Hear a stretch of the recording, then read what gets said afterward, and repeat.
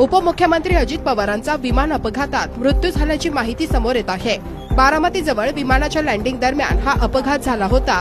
अपघाताची तीव्रता एवढी मोठी होती की विमानात असणारे अजित पवारांसह इतर 6 प्रवाशांचा मृत्यू झाल्याची माहिती अधिकृतरित्या समोर येत आहे।